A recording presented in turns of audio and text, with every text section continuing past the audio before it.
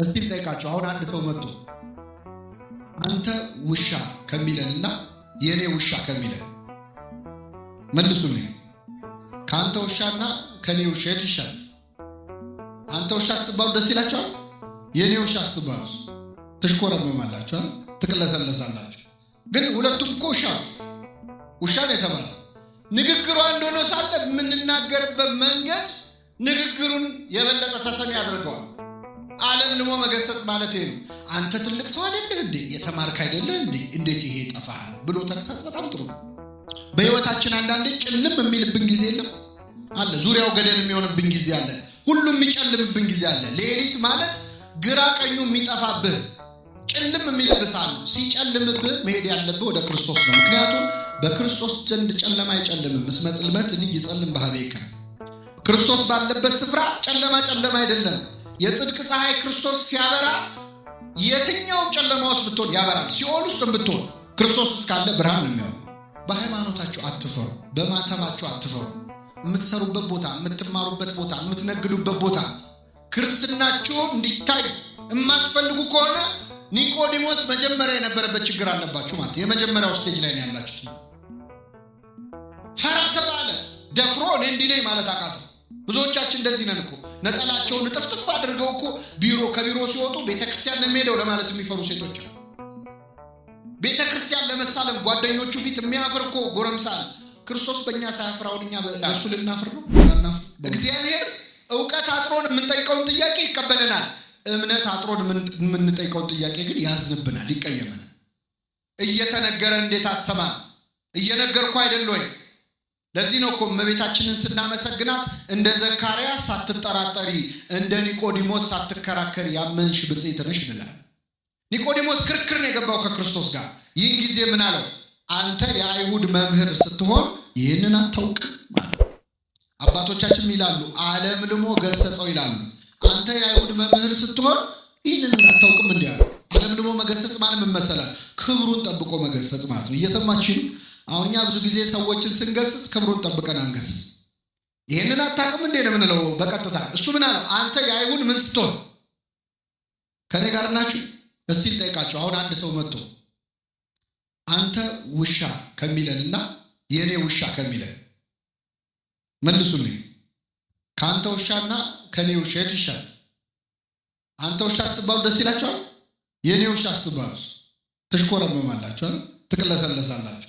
ግን ሁለቱም እኮ ውሻ ነው የተባለ። ንግግሩ አንድ ሆኖ ሳለ የምንናገርበት መንገድ ንግግሩን የበለጠ ተሰሚ ያደርገዋል።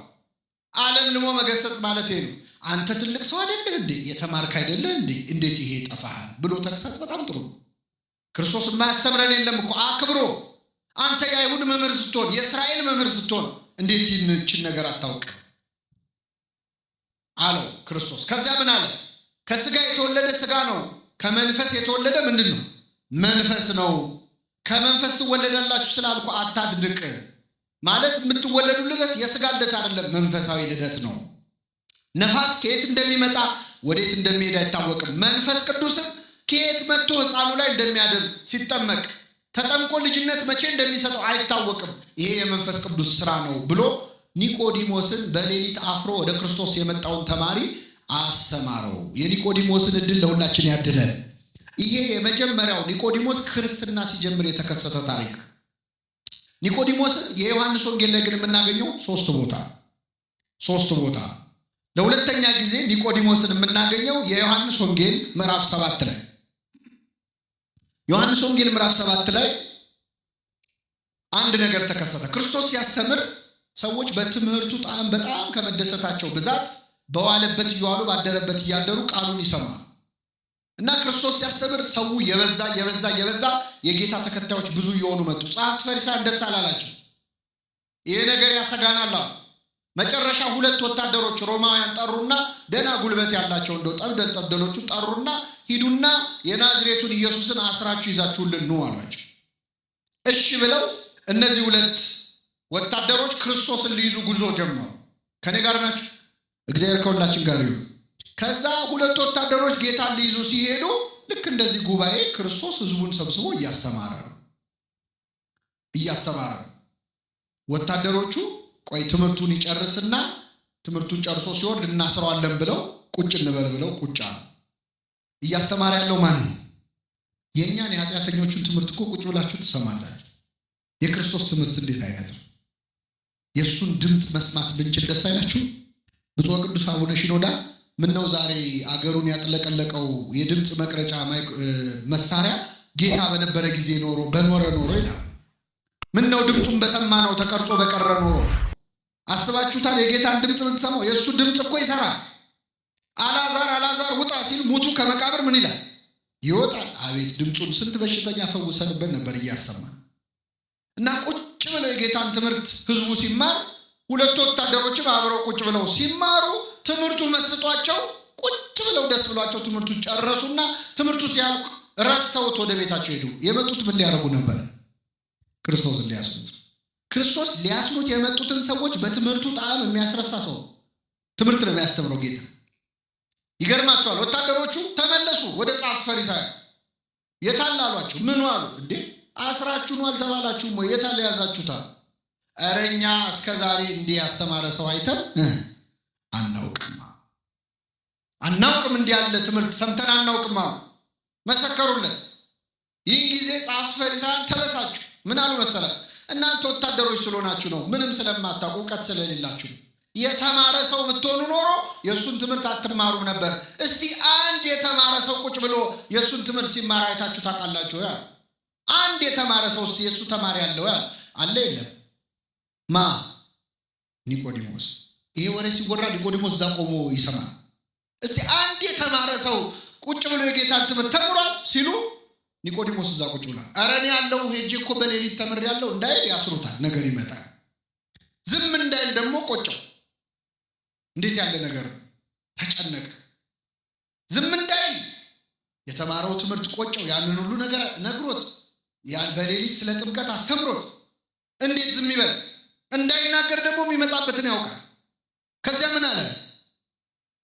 ሄደው ተምረው የክርስቶስን ትምህርት ሰምተው የመጡት ሁለቱ ወታደሮች ናቸው አይደል? እኛ ሄደን አልሰማንም፣ ባልሰማነው ነገር መፍረድ እንችላለን ወይ? ህጉ እኮ አይፈቅድም አለ ኒቆዲሞስ። ብልጥ አይደለም? ቢያንስ ዋናውን ባያነሳ ትንሽ ስብሰባውን መረበሽም ጥሩ ነገር ነው አይደል? ይሄ ምን ማለት መሰላችሁ? በሃይማኖታችሁ አትፈሩ፣ በማተባችሁ አትፈሩ። የምትሰሩበት ቦታ፣ የምትማሩበት ቦታ፣ የምትነግዱበት ቦታ ክርስትናችሁ እንዲታይ የማትፈልጉ ከሆነ ኒቆዲሞስ መጀመሪያ የነበረበት ችግር አለባችሁ ማለት የመጀመሪያው ስቴጅ ላይ ነው ያላችሁት። ፈራ ተባለ፣ ደፍሮ እኔ እንዲህ ነኝ ማለት አቃተው። ብዙዎቻችን እንደዚህ ነን እኮ። ነጠላቸውን ጥፍጥፍ አድርገው እኮ ከቢሮ ሲወጡ ቤተክርስቲያን ነው የሚሄደው ለማለት የሚፈሩ ሴቶች አሉ። ቤተክርስቲያን ለመሳለም ጓደኞቹ ፊት የሚያፍር እኮ ጎረምሳ አለ። ክርስቶስ በእኛ ሳያፍር አሁን እኛ በእሱ ልናፍር ነው? እንዳናፍር በእውነት። እና ኒቆዲሞስ ፈራ ተባብሎ እንዴ ህጋችን እኮ ሳያጣሩ መፍረድ አይፈቅድም ማለት። ይህን ጊዜ አይሁድ አንተ እኮ ስላልተማርክ ነው ሊሉት አልቻሉ። አንተ አልተማርክም ሊሉት አልቻሉ። ምክንያቱም ኒቆዲሞስ ምን ያለ ሰው? የተማረ ሰው ነው። በቃ እንመርምር እስቲ ነቢይ ኬት እንደሚነሳ መጽሐፍ እንመርምር ብለው ተበተኑ ወደ የቤታቸው። ይሄ ሁለተኛው የኒቆዲሞስ ክርስትና ደረጃ ነው። የመጀመሪያው ፍርሃቱ ነው። ሁለተኛው ፈራ ተባ ያለበት ነው። ሶስተኛው ልንገራችሁ እናበቃለሁ። ኒቆዲሞስን ለሶስተኛ ጊዜ የምናገኘው በዮሐንስ ወንጌል ምዕራፍ 19 ላይ ነው። በዮሐንስ ወንጌል ምዕራፍ 19 ላይ ኒቆዲሞስ እንደ መጀመሪያው ቀን በሌሊት ፈርቶ ክርስትናውን በድብቅ ላድርግ ሳይል፣ እንደ ሁለተኛው ቀን ፈራ ተባ ሳይል በአደባባይ ክርስትናውን የገለጸበት ነው። በአደባባይ መቼ ነው ካላችሁ ጌታችን መድኃኒታችን ኢየሱስ ክርስቶስ በመስቀል ላይ ተሰቅሎ በሞተበት ዕለት ዓርብ ዕለት ታስታውሱ ከሆነ ዓርብ ዕለት ጌታችን መድኃኒታችን ኢየሱስ ክርስቶስ 9 ሰዓት ላይ ነፍሱን ሰጠ። ልክ እንደሞተ አይሁድ ሐሳባቸው እንደሆነ ታውቃላችሁ። መሰቀሉ ሳይበቃ የገሃነም ሸለቆ የሚባል አለ፣ ቆሻሻ መጣያ ቦታ። ስጋው እዛ እንዲጣል ነው የፈለጉት፣ እንዲቀበር አልፈለጉም። ማዋረድ ስለፈለጉ ማለት የሚቀብረው እንዲጠፋ። ይኸው መሲህ ቢሆን ኖሮ በእውነት እሱ ክርስቶስ ቢሆን ኖሮ እንዴት ስጋው እንዲተልከስክሱ ይወድቅ ነበር ለማለት እንዲያመቻቸው።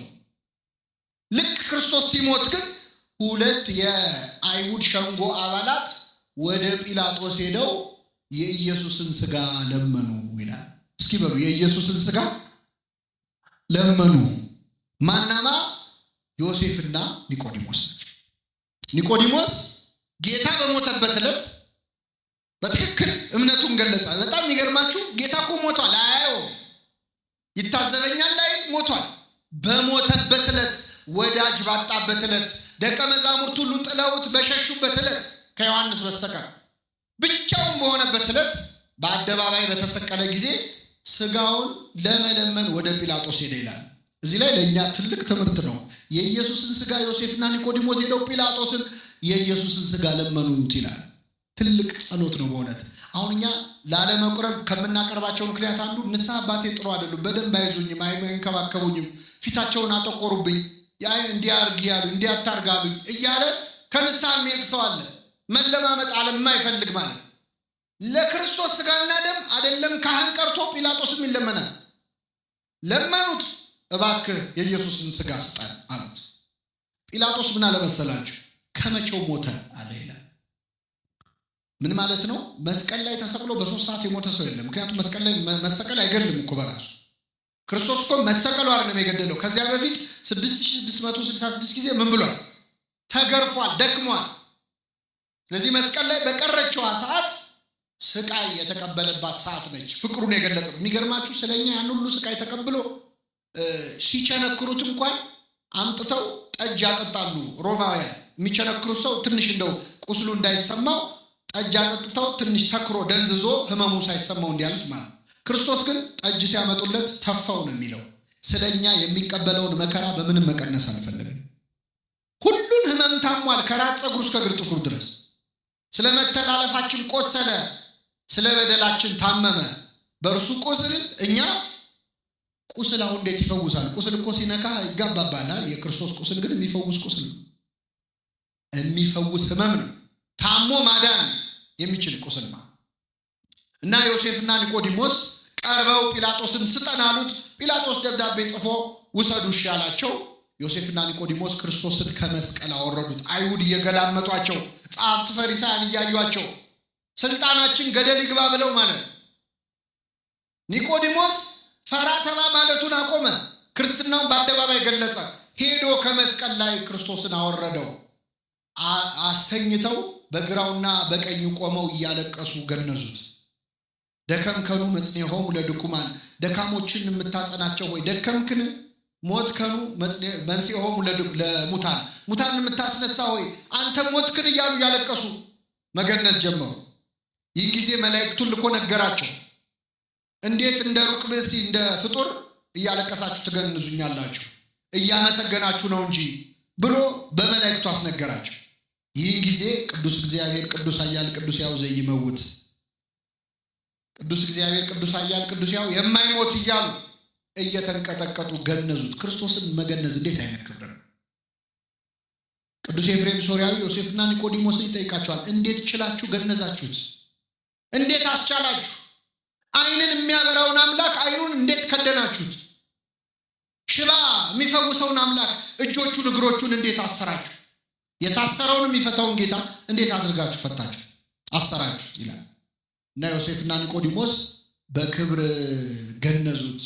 ቤተክርስቲያናችን የዮሴፍና ኒቆዲሞስን ክብር በደንብ ተረድታለች። አሁን ቤተክርስቲያን ስትሳለሙ መጀመሪያ ወድቃችሁ መሬቱን ትስማላችሁ አይደል? ከዛ ግራውንና ቀኙን፣ መሬቱን ስንስም መቃብሩን ነው እየተሳለምን ያለን። ግራና ቀኙን ስንስም ዮሴፍና ኒቆዲሞስን ነው የምናስታውስ።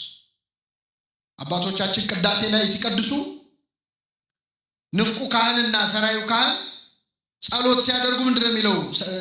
ሰራዩ ካህን ዋናው ካህን ምንድነው የሚለው? ጌታ ሆይ ይህ እኔንና ይህን አብሮኝ የሚቀድሰውን ካህን ስጋህን እንደገነዙ እንደ ዮሴፍና እንደ ኒቆዲሞስ አድርገን ይላል። የሕማማት ቀን ደግሞ ብትገቡ ቤተ መቅደስ ታያላችሁ ተአምር።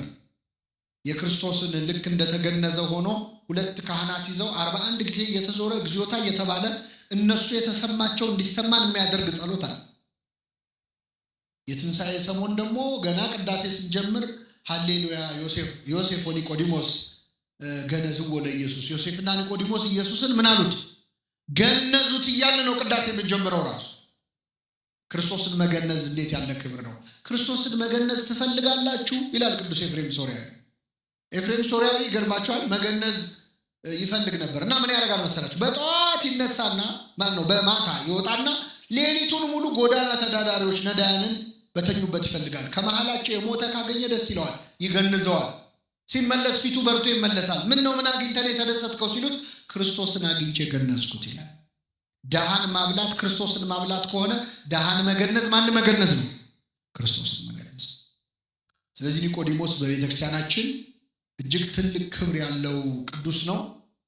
ቀስ እያለ በፍርሃት የጀመረ ክርስትና ከዛ ፈራ ተባ ወደ ማለት ከዚያ ደግሞ በአደባባይ ስለ ክርስቶስ ወደ መመስከር ሰማዕትነት እኮ ነው።